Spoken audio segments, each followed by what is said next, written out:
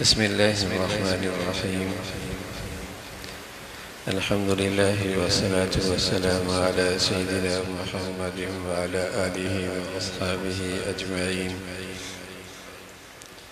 الحمد لله والصلاة والسلام على سيدنا محمد وعلى آله وأصحابه أجمعين. أما بعد فأعوذ بالله من الشيطان الرجيم. بسم الله الرحمن الرحيم. ولله على الناس حج البيت من استطاع إليه سبيلا. وقال الله تعالى: الحج أشهر معلومات فمن فرض فيهن الحج فلا رفث ولا فسوق ولا جدال في الحج. صدق الله العظيم. اللهم صل على سيدنا محمد وعلى آل سيدنا محمد وبارك وسلم. اللهم صل على سيدنا محمد النبي الأمي وعلى آله وأصحابه وسلم. اللهم صل على سيدنا محمد النبي الأمي وعلى آله وأصحابه وسلم.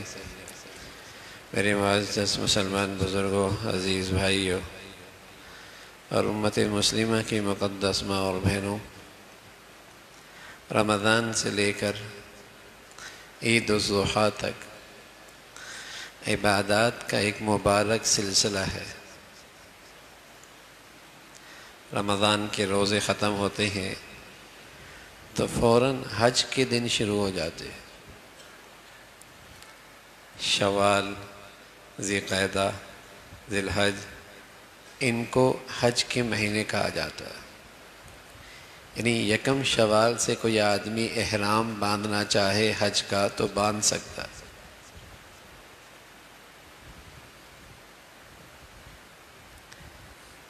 حج کا مہینہ شروع ہو گیا۔ پہلے لوگ دور دراز سے سفر کیا کرتے تھے، مہینوں پہلے سفر شروع کرتے اور مہینے پہلے، 1.5 مہینے پہلے وہ احرام بھی باندھ لیا کرتے تھے۔ حج کا مبارک مہینہ شوال سے، ذی القعدہ، پھر 10 ذی الحجہ تک، 12 ذی الحجہ تک، یہ حج کے دن کہلاتے ہیں، حج کے مہینے کہلاتے ہیں۔ یہ موسم میں آپ دیکھتے ہیں بیت اللہ میں اطراف عالم سے مسلمان ہر رنگ کے، ہر زبان کے کھینچے چلے آ رہے ہیں۔ جیسے بیت اللہ میں مقناطیسیت لگی ہوئی ہے اور وہ ایمان والوں کو اپنی طرف کھینچ رہا ہے۔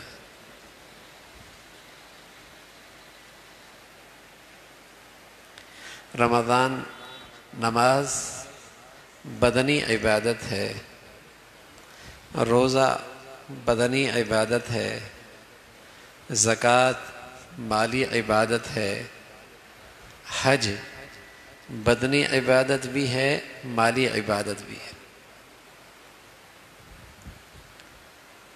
بدن کی مشقت اور مجاہدہ بھی اور مال کا خرچ کرنا بھی۔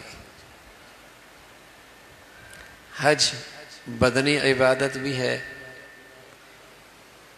مالی عبادت بھی ہے۔ زندگی میں ایک مرتبہ فرض ہوتا ہے۔ وَلِلَّهِ عَلَى النَّاسِ حِجُّ الْبَيْتِ مَنِ اسْتَطَاعَ إِلَيْهِ سَبِيلًا وَمَنْ كَفَرَ۔ جانے کی استعداد ہے، اخراجات موجود ہیں، پیچھے وانوں کے لیے بھی خرچہ موجود ہے، بالغ ہو گیا ہے، حج فرض ہو گیا۔ ایک مرتبہ فرض ہونے کے بعد پھر یہ ساقط نہیں ہوتا کہ بعد میں آدمی بیمار ہو جائے، بعد میں آدمی غریب ہو جائے، بعد میں آدمی مر جائے، حج پھر بھی فرض ہی رہتا ہے۔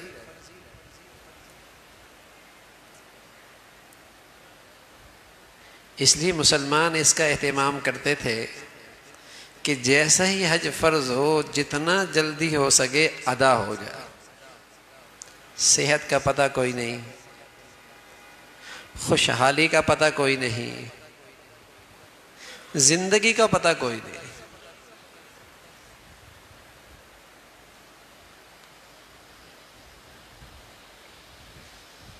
یہ نئے نئے آزار تو اب پیدا ہو گئے نا، کہ پہلے بیٹی کی شادی ہو جائے، ابھی تو عمر پڑی ہے، کر لیں گے حج۔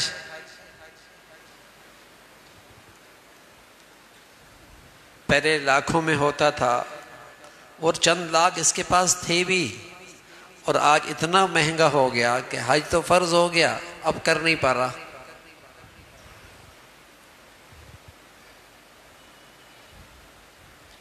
بیٹی بالغ ہو گئی، اس کے پاس سونا ہے، بیٹا کاروبار میں شریک ہے، اس کے پاس اپنا پیسہ ہے، حج پہ جا سکتا ہے، چلے جانا چاہیے، تاخیر نہیں کرنی چاہیے۔ اس لیے کہ آپ علیہ الصلوۃ والسلام فرمایا کرتے تھے، جس پہ حج فرض ہوا اور پھر اس نے حج نہیں کیا تو اللہ تعالیٰ کو کوئی پرواہ نہیں، یہودی بن کے مرے یا نصرانی بن کے مرے۔ اس لیے کہ کافر نماز نہیں پڑھتا، مشرک زکوٰۃ نہیں دیتا، یہود و نصارہ حج نہیں کرتے، جو مسلمان ہوتا ہے وہ نماز بھی پڑھتا ہے، جو صاحب حیثیت مسلمان ہوتا ہے وہ زکوٰۃ بھی دیتا ہے، جو حج کی جانے کی صلاحیت رکھتا ہے وہ حج بھی کرتا ہے۔ کافر نماز نہیں پڑھتا، مشرک زکوٰۃ نہیں دیتا، یہود و نصارہ حج نہیں کرتے، مسلمان تو یہ اسلام کے فرائض پورا کیا کرتے۔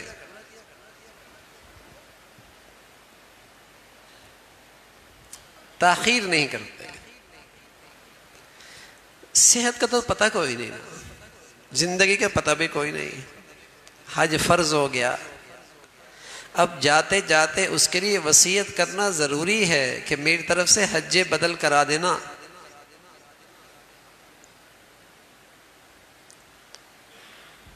فرض جو ہو چکا ہے تو صحت کی حالت میں، خوشحالیت کی حالت میں، فرصت کی حالت میں یہ فریضہ جلدی ادا کر دینا چاہیے، اور بڑھیا عبادت ہے۔ سبحان اللہ، کوئی خوش نصیب آدمی 50 سال کی عمر میں، 40 سال کی عمر میں، یا 60 سال کی عمر میں، چلو 70 سال کی عمر میں حج کا فریضہ ادا کرنے گیا اور حج بڑھیا کر کے آیا، اور حج قبولیت والا کر کے آیا، اور حج نیکیوں والا کر کے آیا، تو آپ علیہ الصلوۃ والسلام فرمایا کرتے تھے، یہ حج سے واپس لوٹنے والا ایسا ہے جیسے ابھی اماں کے پیٹ سے ہو گیا ہے۔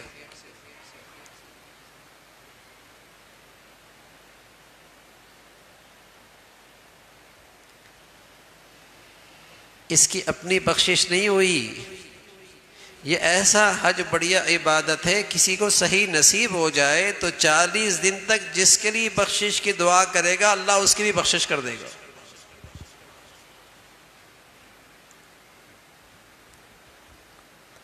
حج تو اللہ کا ولی بنا دیا کرتا تھا، بڑھیا عبادت،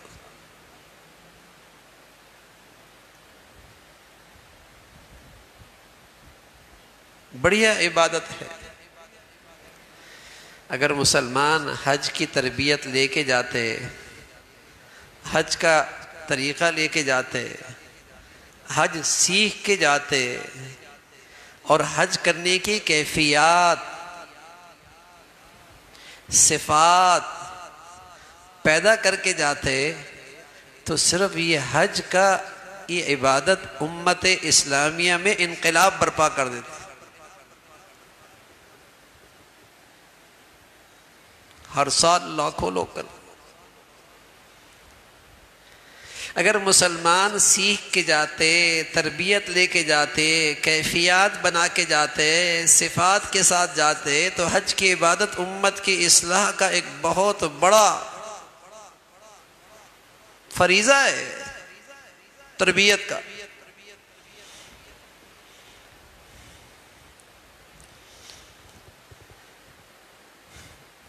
برتن الٹا ہو، رحمت کی بارش برس رہی ہو، الٹے برتن میں تو ایک قطرہ بھی کوئی نہیں جائے گا۔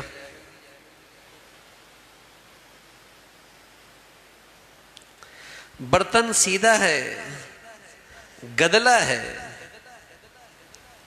بارش کے قطرے گریں گے وہ بھی گدلا ہو جائے گا۔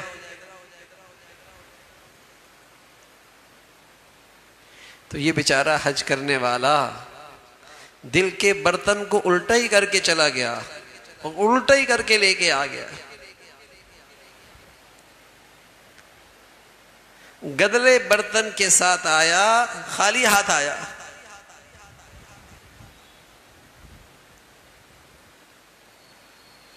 جانے والے تو بہت ہیں، لیکن کتنے ہیں جو دل کا برتن سیدھا کر کے جائیں،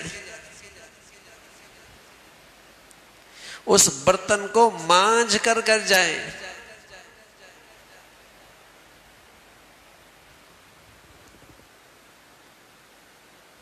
پیسہ بھی لگاتے ہیں، وسائل بھی لگاتے ہیں، مشقت بھی اٹھاتے ہیں،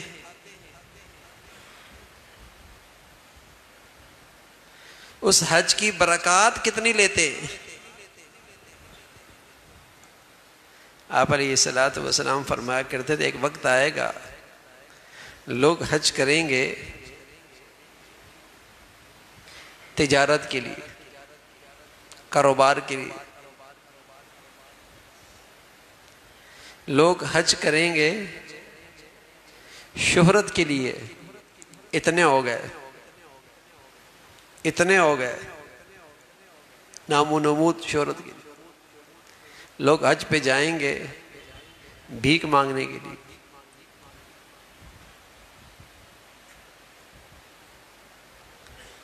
ہاں فرمایا بہت تھوڑے ایسے ہوں گے جو حج کریں گے اللہ کو راضی کرنے کے لیے۔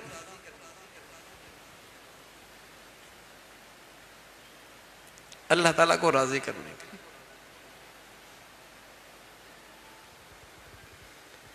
کہ اللہ تعالیٰ راضی ہو جائے۔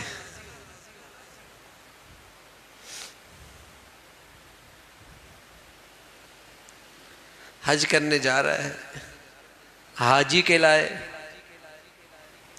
حاجیہ کہلائے، خوب ہار پہنائے جائیں، خوب استقبال ہو۔ لیکن میاں حج کرنے کی کیفیت، حج کرنے کا طریقہ، حج کی تربیت، حج کیسے کرنا چاہیے، اس بیچارے کا کچھ نہیں پتا ہوتا۔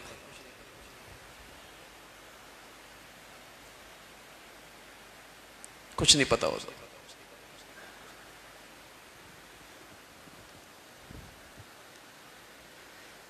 تو یہ مسلمانوں کے صاحب حیثیت مسلمان کی زندگی کا فریضہ ہے۔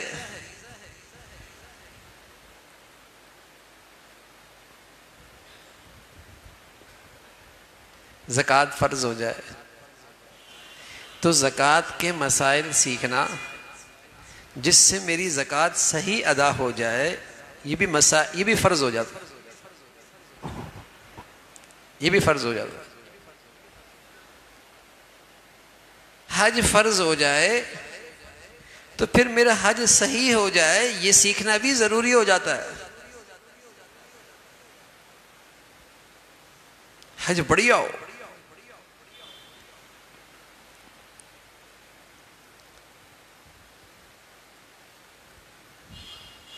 روزہ فرض ہے تو بتایا کتب علیکم الصیام، نماز فرض ہے کا اقیم الصلاۃ، کہا زکوٰۃ فرض ہے کا آتوا الزکاۃ، ان فریضوں میں جب اللہ کی طرف سے حکم آیا تو کہیں اللہ تعالیٰ کا نام نہیں آیا، لیکن جب بات حج کی فرضیت کی آئی تو سب سے پہلے اللہ کا نام آیا کہ حج اللہ کے لیے کرنا. وَلِلَّهِ عَلَى النَّاسِ وَلِلَّهِ عَلَى النَّاسِ حِجُّ الْبَيْتِ. حج اللہ کے لیے ہو، ہر اللہ کو راضی کرنے کے لیے ہو. حج اللہ کی ملاقات کا نام ہے، حج اللہ سے سچی صلح کرنے کا نام ہے. تو سب سے پہلے اللہ تعالیٰ کا ذکر، حج اللہ کے لیے. بسا اوقات مسلمان اچھا کام بری نیت سے تو نہیں کرتا، لیکن بغیر جذبے اور بغیر نیت کے کرتا ہے، بے خیالی بھی کرتا ہے. حج پہ جا رہا ہے، کچھ نہیں پتا کیوں جا رہا ہوں،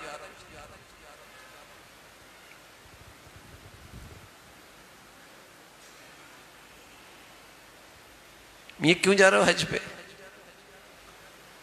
اگر واقعی یہ جذبہ ہے کہ حج اللہ کو راضی کرنے کے لیے، تو بتائیے جو اللہ کا ایک فریضہ پورا کرنے کے لیے اتنے پیسے لگا رہا ہے، اتنی مشقت اٹھا رہا ہے، تو کیا وہ فجر کی نماز چھوڑ دے گا؟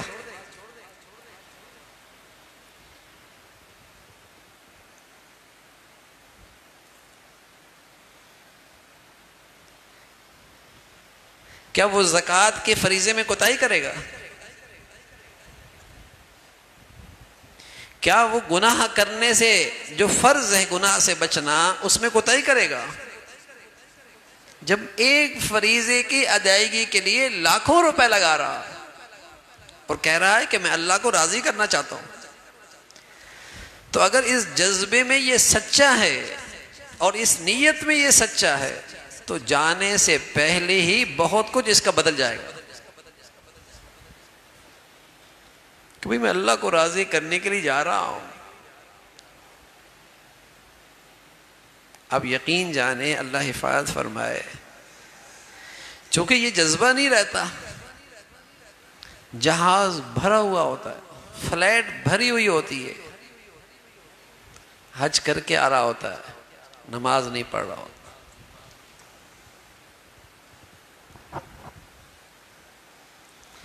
ایک فریضے کی ادائیگی کے لیے لاکھوں روپے لگا رہا ہے اور سفر میں کئی کئی فریضے چھوڑ رہا ہوتا ہے.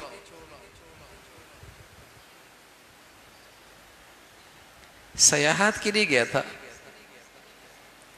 نام و نمود کے لیے گیا تھا،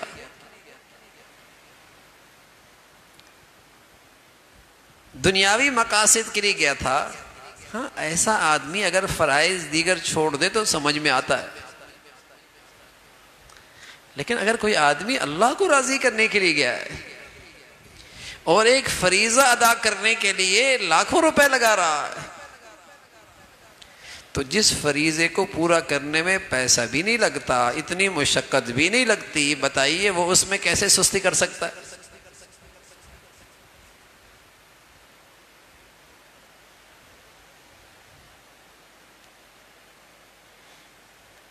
جذبے غلط.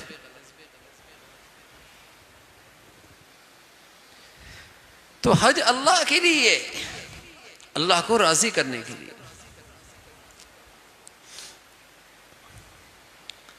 لوگ حج کی تیاری کرتے ہیں اور سمجھتے ہیں حج کی تیاری کا مطلب یہ ہے کہ احرام اچھا ہو، ہوٹل اچھی ہو،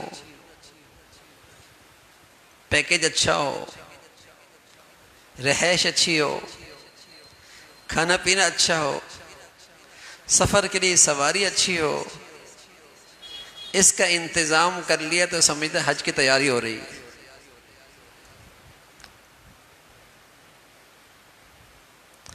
حالانکہ اس تیاری میں اگر ذرا سی اونچ نیچ بھی ہو جائے تو اچھے حج میں کوئی فرق نہیں آتا. قبولیت والے حج میں کوئی فرق نہیں آتا.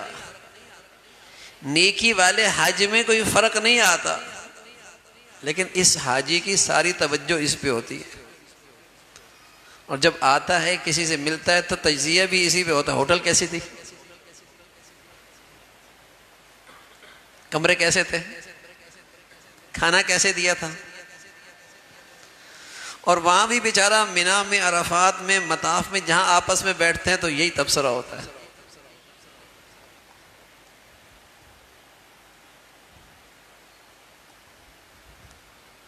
حج کی یہ بھی تیاری ہے، بری نہیں ہے، لیکن اگر اس میں کمی کوتاہی ہو بھی گئی تو اچھے حج میں کوئی فرق ہو نہیں پڑتا.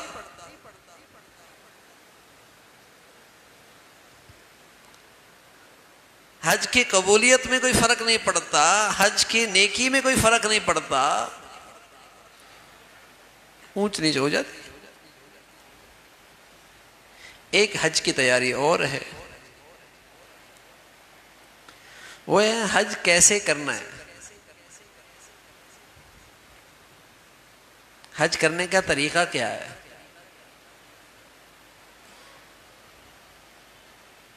یہ طریقہ بھی آ جاتا ہے. جب آدمی گروپ میں جاتا ہے تو سب کر رہا ہوتا ہے، یہ بھی کر لیتا ہے. اور اگر کمی پیشی ہو بھی گئی تو دم دے گا تو حج کی قبولیت میں کوئی فرق نہیں آئے گا، حج کی کمی میں کوئی فرق نہیں آئے گا، حج کی قبولیت میں کوئی فرق نہیں آئے گا. بھول ہو گئی، دم دے دیا، 2 دم دے دیے، 3 دم دے دیے، دم نہیں نکلنا چاہیے، اس سے بھی حج میں کوئی فرق نہیں آتا. کوئی بات نہیں.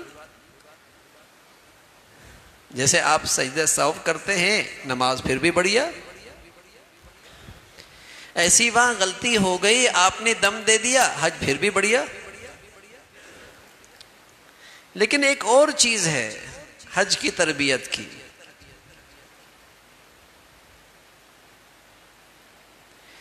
اور اس کمی کی وجہ سے حج کی نیکی میں فرق پڑتا ہے، اور حج کی قبولیت میں فرق پڑتا ہے، اور اس کا ازالہ دم سے بھی نہیں ہوتا. وہ بہت ضروری ہے. وہ کیا کہ آپ نے حج کیا اور اللہ کو راضی کرنے کا جذبہ ہی نہیں ہے، نیت ہی نہیں ہے، نام و نمود کے لیے کیا، شہرت کے لیے کیا، واہ واہ کے لیے کیا، تو یہ حج قبول نہیں ہوگا. یہ حج کی کمی دم سے پوری نہیں ہوگی.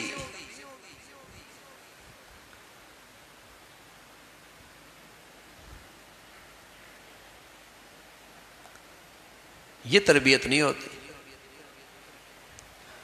کہ حج کیوں کر رہا ہے، کس جذبے کے ساتھ. دل کا برتن ہی سیدھا نہیں کیا، الٹا کر کے چلا گیا،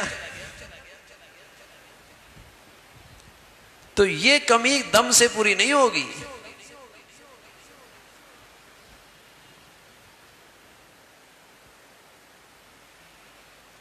دل کا برتن گندا لے کر گیا، یہ کمی بھی دم سے نہیں پوری ہوگی،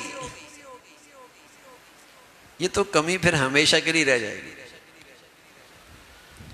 پہلے لوگ حج پہ جاتے تھے تو بڑا اہتمام ہوتا تھا کہ جس کی حقوق العباد میں کوتاہی ہوتی تھی تو اس سے معافی تلافی کر کے جایا کرتا تھا. بھئی اللہ کے لیے معاف کر دینا، بڑا سفر درپیش ہے، پیسہ بھی لگا رہا ہوں، سفر بھی دور دراز کا ہے، مشقت بھی بہت ہے، اس حج سے کچھ کرنا چاہتا ہوں، کچھ بدلنا چاہتا ہوں، آپ کے معاملے میں کوئی کوتاہی ہو گئی تو مجھے معاف کر دینا. معافی مانگا کرتا تھا، ایک ایک کے پاس جا کر معافی لیا کرتا تھا. اور معافی مانگنے میں ذلت نہیں ہے، اللہ کی خاطر مانگے گا تو اللہ کے یہاں عزت بڑھ جائے گی. کسی کے حق میں قصور ہوا، معاف کر دو. یا کسی کے ساتھ ناجائز کیا، کسی کا حق لے لیا، کسی کے ساتھ زیادتی کی، اس کا حق واپس کرتا تھا. حقوق العباد اگر یہ گندگی ساتھ لے کر گیا، اس کی کوتاہی، تو معافی نہیں ہوگی۔ حج جیسی عبادت کی برکات سے محروم رہے گا۔ اب یہ حج کی تیاری کر کے جب حاجی نہیں جاتا تو بیچارہ جیسے جاتا ہے ویسے آتا ہے۔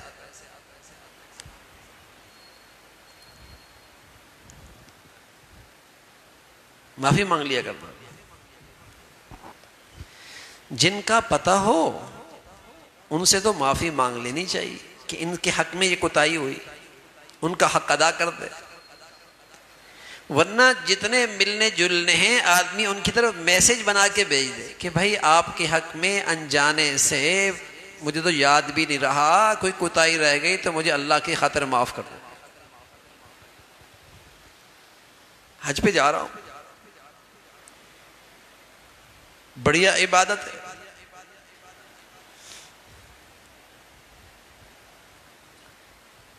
تو دل کا برتن سیدھا کرے اور پھر اسے صاف کرے کہ وہاں کینہ نہ رہے، بغض نہ رہے، حسد نہ رہے، یہ گندگیاں نہ رہیں۔ ورنہ وہاں کے جو انوار و برکات ہیں، جو قدم قدم پہ اللہ کی طرف سے نوازشات کے بہانے خالی ہاتھ آئے گا۔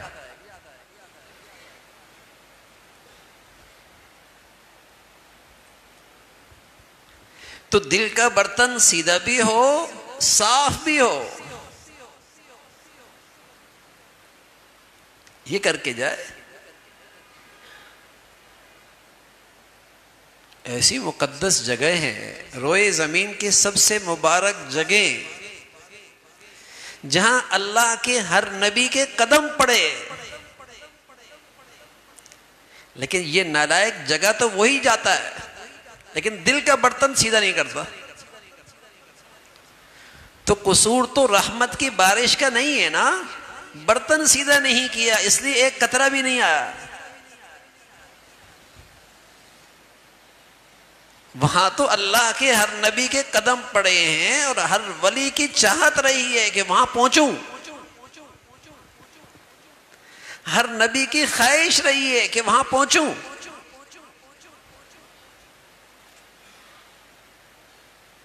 لیکن یہ گیا تو صحیح، تربیت لے کے نہیں گیا، تیاری کر کے نہیں گیا، دل کا برتن سیدھا نہیں کیا، اسے صاف نہیں کر کے گیا۔ اللہ حفاظت فرمائے۔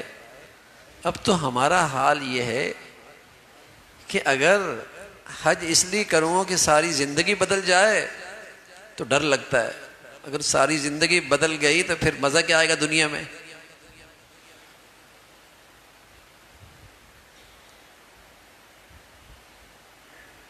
پھر کیا مزہ آئے گا؟ اس لیے کہ اسے گناہوں کا مزہ لگا ہوا ہے نا، اور گناہوں کا مزہ ایسا ہوتا ہے جیسے خارش کا مزہ ہوتا ہے۔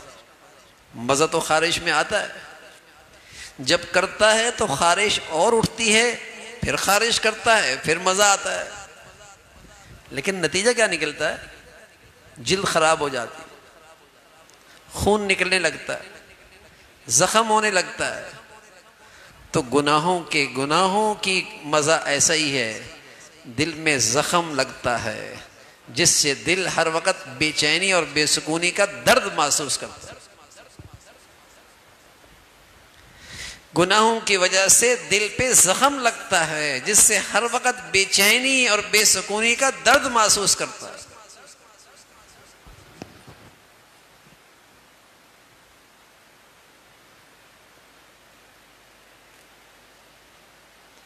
تو دل کا برتن صاف کر کے گیا، سچی توبہ کر کے گیا، حقوق العباد کا معاملہ صاف کر گیا، حج پہ جاتا ہے۔ اور پھر حج اس کا بڑھیا ہوتا ہے، یقین جانیے جس حج میں اخلاق اچھے ہوں، وہاں قدم قدم پہ اخلاق کا امتحان ہوتا ہے، قدم قدم پہ اخلاق کا امتحان۔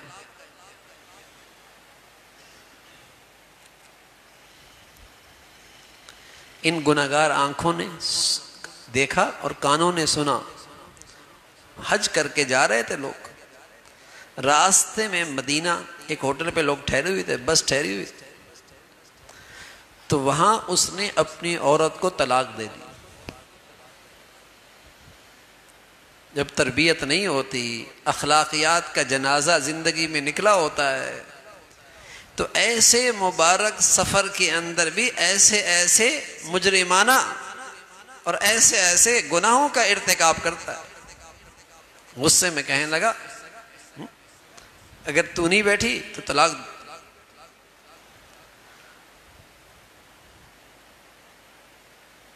اور میں یہاں سے جاؤں گا نہیں، اگر چلا گیا تو تجھے طلاق. وہاں تو شرطے ہوتے ہیں، انہوں نے کہا بس چلے. اس نے تو قسم اٹھائی ہوئی تھی. ایسی ایسی نالائقیاں ہوتی ہیں. تو حج بڑھیا، اخلاق بڑھیا، اس لیے کہ وہاں قدم قدم پہ ناگواریاں آتی ہیں، طبیعت کے خلاف احوال آتے ہیں. اللہ کے نبی فرمایا کرتے تھے میری امت کی عورتوں کا جہاد حج ہے. پھر نبی فرمایا کرتے تھے میری امت کی عورتوں کا جہاد حج ہے. اتنی سہولیات ہیں ہو گئی، لیکن حج کی مشقت باقی ہے. حج کی مشقت باقی ہے.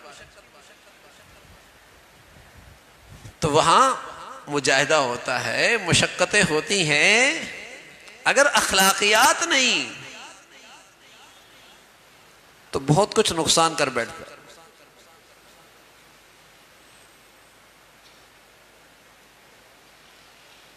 ایسے موقع آتے ہیں وہاں کہ آدمی کا بس ہی نہیں چلتا،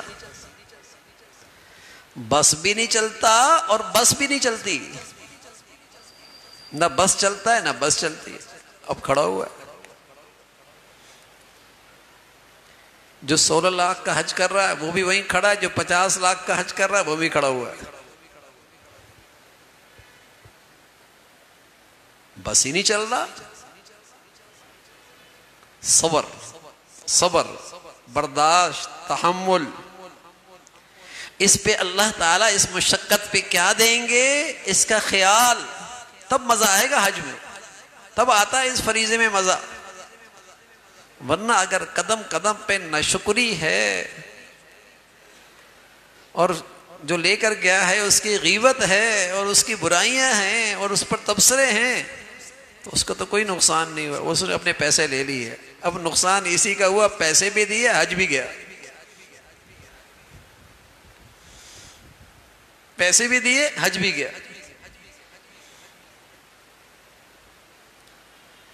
لیکن بیچارہ یہ حج کی تربیت لے کے نہیں جاتا، سیکھ کے نہیں جاتا،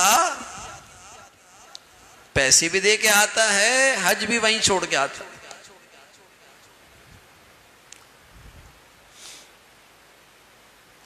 تو بڑھیا حج بڑھیا اخلاق سے ہوا کرتا. اخلاق بڑھیا، اچھے اخلاق.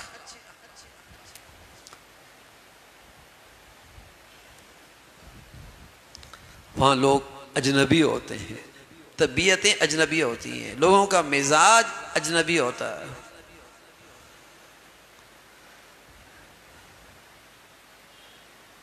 مشکل آتی ہے، لیکن اس کی محنت کر کے جائے گا، اس کی مشق کر کے جائے گا، وہ کیفیات بنا کے جائے گا، تو پھر ان مقدس مقامات سے بہت کچھ لے کے آئے گا. وہاں ایک نیکی پہ 1,00,000 نیکیاں ہیں. اللہ حفاظت فرمائے یہ کوئی نالائکی کے ساتھ چلا گیا تو ایک گناہ کا وبال بھی ایسا ہی ہے.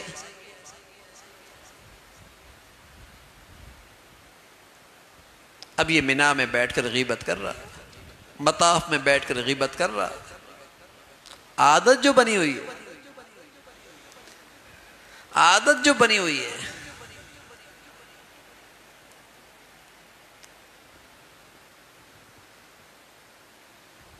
اور وہاں یہ آدمی شیطان جو ہے وہ ہر وقت اس کے پیچھے لگا رہتا ہے کہ اس کے پاس سرمایہ بڑا ہے، اس کی کمائی بڑی ہو رہی ہے. ورنہ یہ آدمی بس اوقات پاکستان میں کئی لوگوں کو کھانا کھلا رہا ہوتا ہے، خیرات کر رہا ہوتا ہے، اور وہاں ایک چائے کی پیالی پر الجھ رہا ہوتا ہے، ٹیکسی والے سے 2 ریال پہ الجھ رہا ہوتا ہے. کھانا ٹھنڈا ہے، دیر سے ملا، اس لیے یہ الجھ رہا ہوتا ہے.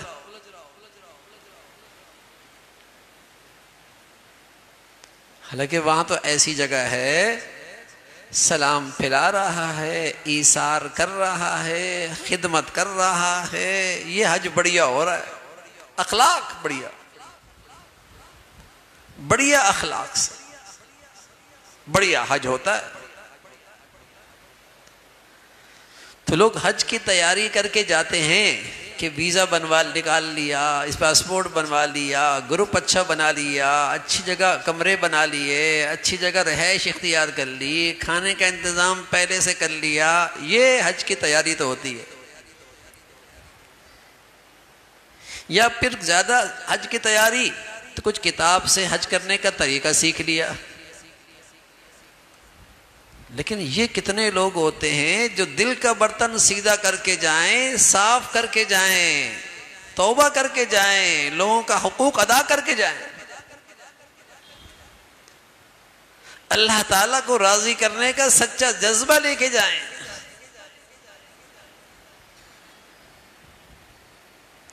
اور اس فکر کے ساتھ جائیں کہ میں نے اپنا حج بڑھیا نیکی کے ساتھ، بڑھیا اخلاق کے ساتھ، بڑھیا حج بنانا ہے.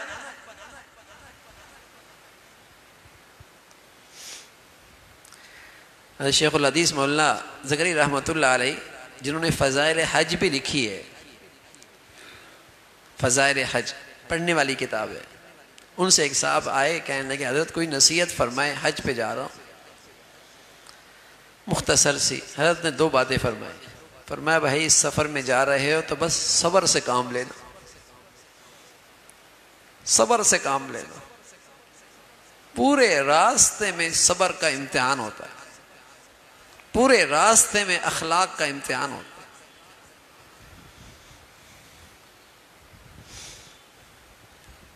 یہ چیز نصیب ہو جائے تو گھر بھی ہماری اچھا نہ ہو جائے، معاشرہ بھی ہمارا اچھا نہ ہو جائے. بے صبری تو ہے، اخلاق ہی تو کوئی نہیں.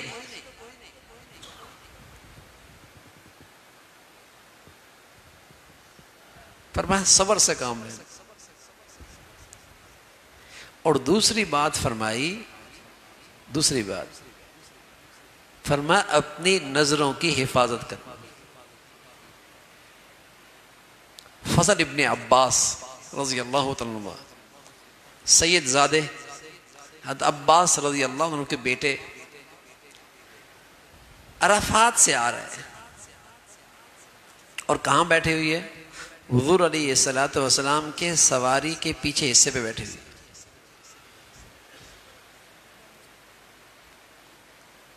کیسی مقدس وادی عرفات سے مزدلفہ آ رہا ہے،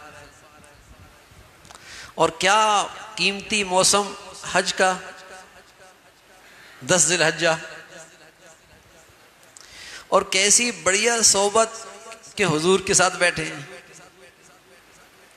اور ہے کون؟ فضل ابن عباس جیسا شہزادہ.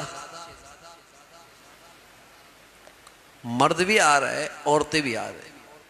تو فضل کی نظر عورتوں کی طرف اٹھی، بے خیالی میں اللہ کے نبی نے محبت سے اس کا چہرہ پھیر دیا اور فرمایا فضل کیا کر رہے ہو، نظریں ہٹاؤ. وادی کیسی، موسم کیسا، صحبت کیسی، اور فضل جیسا شہزادہ. اللہ کے نبی نے اپنی امت کو پیغام دیا کہ اگر تم اپنی آنکھوں کو بے قابو رکھو گے، پھر دل کے بارے میں نہیں کہا جا سکتا کہ یہاں ایمان کا نور رہے گا یا چلا جائے گا. کون سی نگاہ کیسی پڑے کہ مہینوں کی محنت مہینوں کی محنت لمحوں میں ضائع ہو جائے. اس لیے کہ جب آنکھیں آوارہ ہو جاتی ہیں دل قابو میں نہیں رہتا، اور جب دل قابو میں نہیں رہتا تو شرمگاہیں قابو میں نہیں رہتی.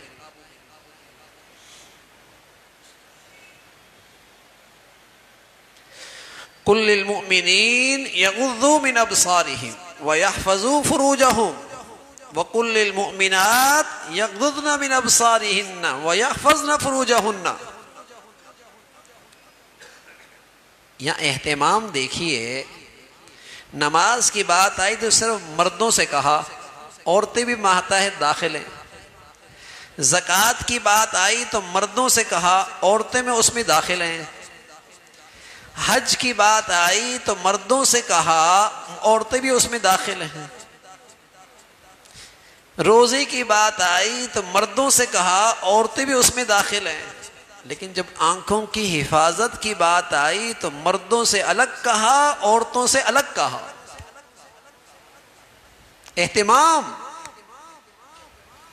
اور کہا اپنی نظریں جھکا لو، تمہاری شرمگاہیں محفوظ رہیں گی.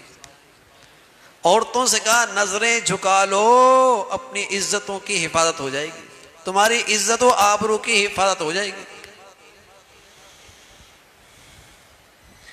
لیکن اب تو اس کو لوگ گناہ ہی نہیں سمجھتے.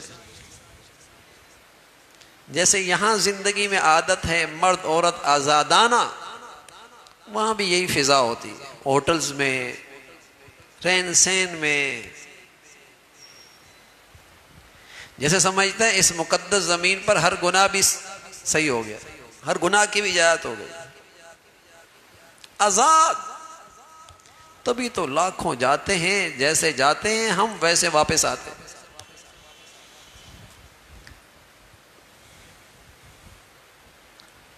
نیکیوں کے ساتھ حج ہوتا تھا، اخلاق کے ساتھ حج ہوتا تھا، تقوی کے ساتھ حج ہوتا تھا. یہ حج زندگیاں بدل دیا کرتا تھا. جانے والا ویسا نہیں لوٹتا تھا جیسے گیا تھا. اس کی زندگی میں زمین و آسمان کا فرق ہوتا تھا.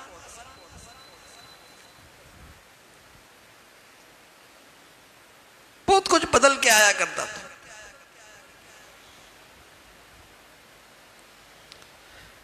تو اخلاقیات کا امتحان، حج اچھا اچھے اخلاق سے، حج اچھا پرہیزگاری سے. اب کہتے ہیں میری نظریں اچھی ہیں، میری غلط نیت نہیں تھی، میں کوئی غلط نظر سے نہیں دیکھ رہا تھا. تو بڑا ہی بزرگ ہے وہاں، تو اللہ کے نبی فضل جیسے شہزادے سے کہہ رہا ہے کہ نظریں ہٹا لے، اور ہمیں بڑا اطمینان ہے کہ میری نظر بڑی ٹھیک ہے.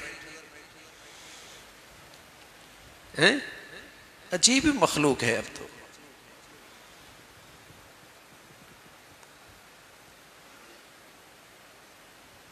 بچیوں کو کون پڑھا رہا ہے، بچیاں کس کے پاس پڑھ رہی ہیں، کن کے ساتھ بچیاں باہر جا رہی ہیں. شرم و حیا کا تو جنازہ ہی نکل گیا. بلکہ اب یہ برائی اتنی پھیل گئی کہ اب کہتے ہیں یہ تو اچھائی ہے. اور کوئی رو کے کرے تو کہتے ہیں یہ تو انتہا پسند ہے، یہ تو تاریخ خیال ہے، پرانے خیالات کا آدمی ہے. اور اس مرد عورت کا آزادانہ میل جول کی نحوست کیا ہے؟ آج ازواجی رشتوں میں اعتماد ختم ہو گیا. آج ازواجی رشتوں کی کامیابی ناپید ہو گئی. طلاقیں اور خلا بھرے پڑی ہیں آپ کی عدالتیں، طلاق اور خلا سے بھری پڑی ہیں آپ کی عدالتیں. اس لیے کہ جس معاشرے میں مرد عورت کا ملنا آزادانہ اور درمیان سے اللہ کا جو حکم ہے اس کو نظر انداز کر دیا، وہ معاشرہ ٹوٹتا ہے، وہ گھر ٹوٹتے ہیں، وہ ازواجی رشتے ٹوٹتے ہیں، وہ خاندان بکھرتے ہیں. وہاں ازواجی رشتوں میں اعتماد نہیں رہتا.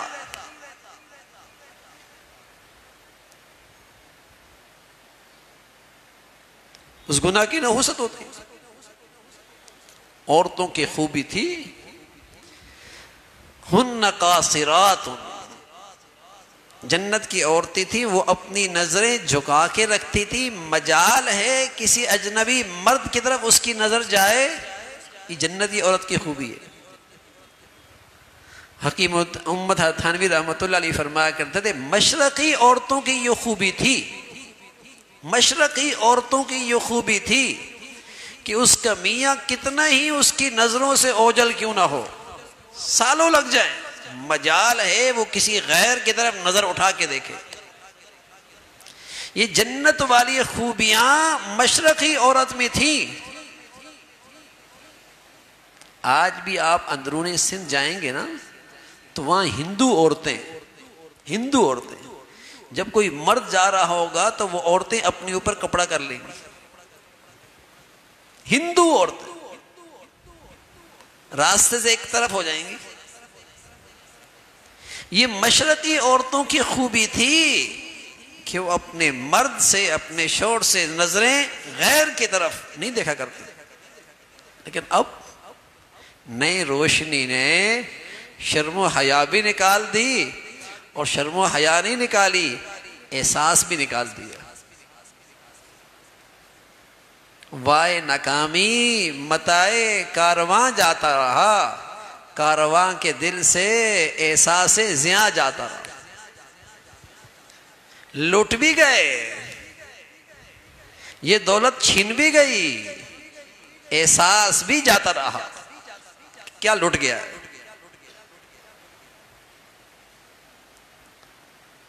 تو حج بڑھیا ہوتا تھا، بڑھیا اخلاق سے، بڑھیا تقوی سے، بڑھیا نیکی سے، بڑھیا حج ہوتا تھا۔ اور یہ ایک ہی سفر اس کی 60 سال 40 سال 50 سال کی زندگی کو صاف کر دیا کرتا۔ نئی زندگی شروع ہوتی تھی، نئی زندگی کا انداز شروع، بڑھیا حج ہوتا۔ اب تو آدمی جہاز پہ بیٹھتا ہے، جس غفلت کے ساتھ یہاں تھا اسی غفلت کے ساتھ وہاں جاتا ہے، اسی غفلت کے ساتھ واپس آتا ہے۔ پہلے لوگ بڑی مشقتیں اٹھایا کرتے،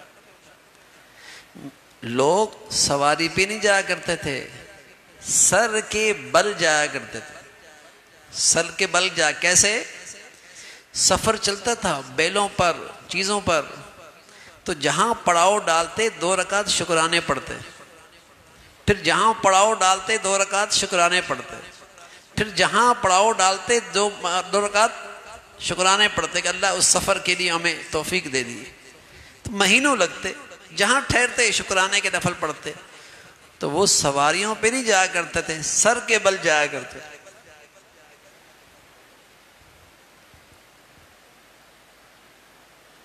سر کے بل جایا کرتے، حج ہوتا۔ تو یہ بڑھیا عبادت تھی۔ تو ایک طرف تو مسلمان اس فریضے کی ادائیگی میں تاخیر نہیں کرتے تھے۔ صرف میرے خیال ہے بر صغیر ایسا ہے کہ یہاں کے حاجی سب سے زیادہ بوڑھے ہوتے ہیں، ورنہ آپ انڈونیشیا میں جائیں، ملیشیا میں جائیں، ان کے حاجی دیکھیں تو ماشاءاللہ جوانی میں حج ہو رہا ہوتا ہے۔ اور ہمارے ہاں انتظار کرتے رہتے، ابھی بیٹی کی شادی، ابھی بیٹی کی شادی، ابھی تو عمر پڑی ہے۔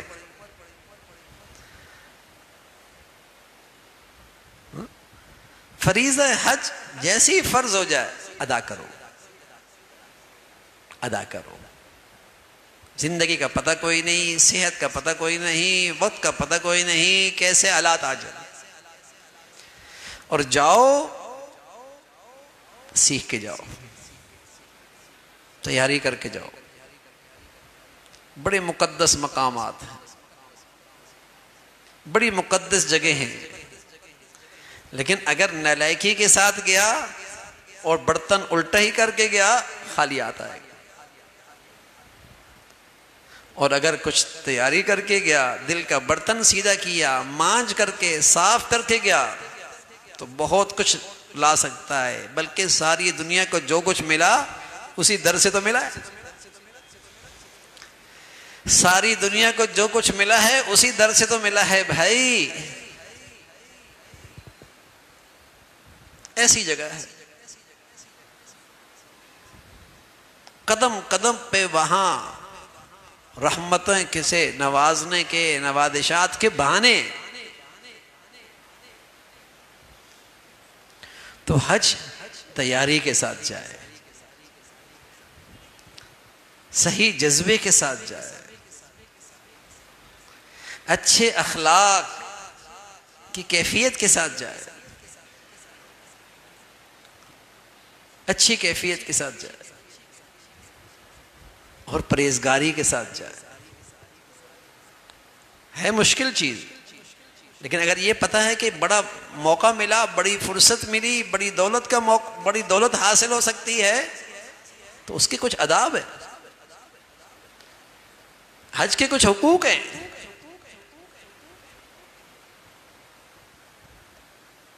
تو ان کیفیات کے ساتھ جائے تو حج بہت کچھ دیتا ہے میرے عزیزوں, بہت کچھ دیتا ہے. تو حج ایک فریضہ ہے, حج ایک بہت بڑھیا عبادت ہے. بڑھیا نیکی کے ساتھ ہو جائے اور قبولیت والا حج ہو جائے تو یہ حج آدمی کی پوری زندگی بدل دیتا ہے. پوری احرام باندھ کے جاتا ہے. ایک حج کا ایک اہم عمل ہے احرام. یہ اسے پیغام دے رہا ہوتا ہے کہ آج تو گھر چھوڑ رہا ہے, زیب و زینت چھوڑ رہا ہے, پسند کے کپڑے چھوڑ رہا ہے, ایک سفر تجھے درپیش ہے. جب تجھے اس سفر میں یہ سب کچھ چھوڑنا ہوگا.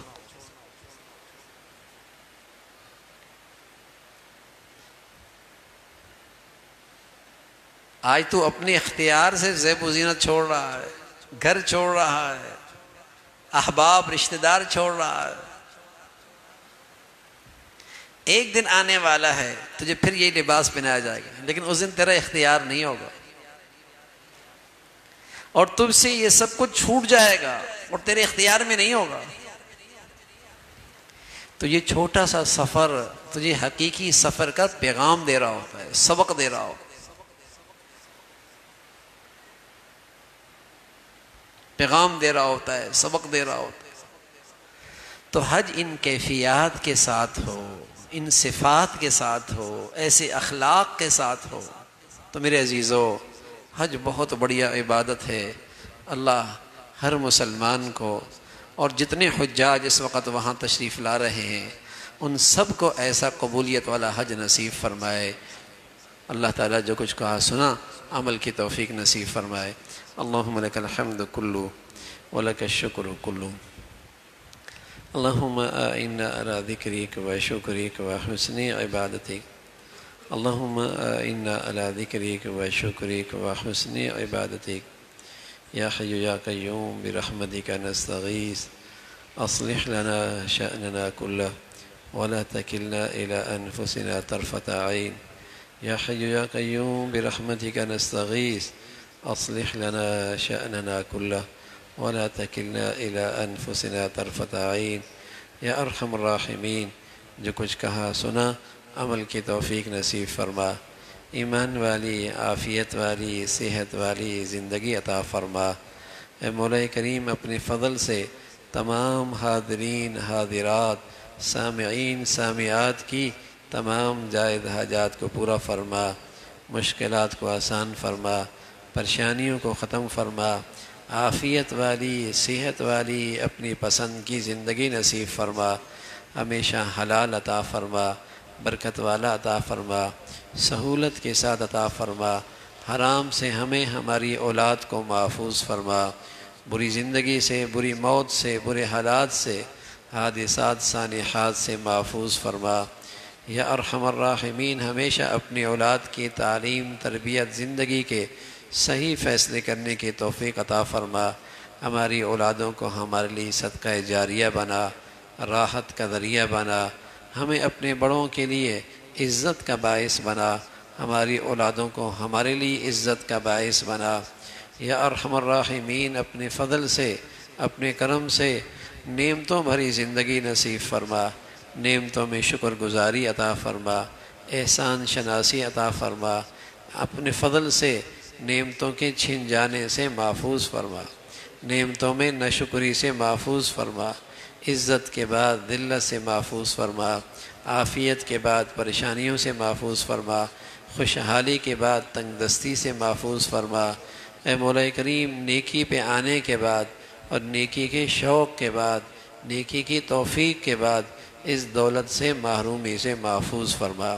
مولا کریم، نیکی کی زندگی پہ استقامت نصیب فرما، نیکی کا ذوق شوق نصیب فرما، ہمارے بچوں کو نیک لوگوں سے مناسبت نصیب فرما، نیکی کا شوق عطا فرما، انہیں بروں سے محفوظ فرما، برائی کی نفرت عطا فرما۔ مولا کریم، شریروں سے محفوظ فرما، حاسدوں سے حفاظت فرما، بری نظر رکھنے والوں کے شر سے محفوظ فرما۔ یا ارحم الراحمین، اپنے فضل سے، اپنے کرم سے پورے امت مسلمہ کے حال پہ رحم فرما، اہل اسلام کو نیک صالح قیادت نصیب فرما، ظالموں سے، بے دینوں سے، جہلا سے اس امت کو نجات نصیب فرما۔ یا ارحم الراحمین، دنیا بھر میں جو بھی جہاں کہیں بھی تیرا دین کا کام اخلاص سے کر رہے، جو تیرے ہاں مقبول ہیں، ان سب کی حفاظت فرما، کام کرنے والوں کی مدد اور نصرت فرما۔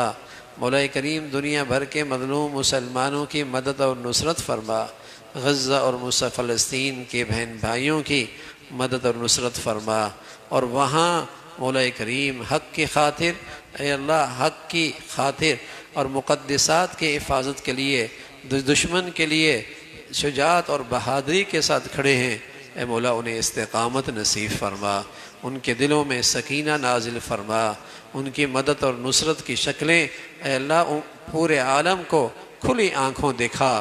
یا ارحم الراحمین، اس زمین پر اپنے قدرت کے عجائبات دکھا، اور باطل کے مقابلے میں اے مولا انہیں کھلی مدد اور نصرت کی شکلیں عطا فرما، اور باطل کی تدبیروں کو ناکام فرما، ان کو بہم دستے گریبان فرما، ان کو ہم بہم ایک دوسرے کے خلاف مقابلے پہ کھڑا فرما، ان کے شر سے، ظلم سے مسلمانوں کی حفاظت فرما۔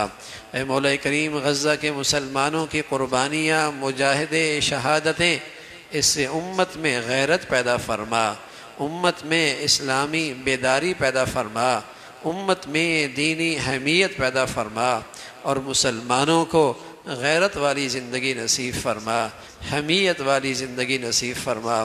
اے مولا کریم، اپنے فضل سے کفر کی زندگی سے اور باطل کی زندگی سے مسلمانوں کو نفرت نصیب فرما، اور مسلمانوں کو ان سے دور رہنے کی ہمت نصیب فرما۔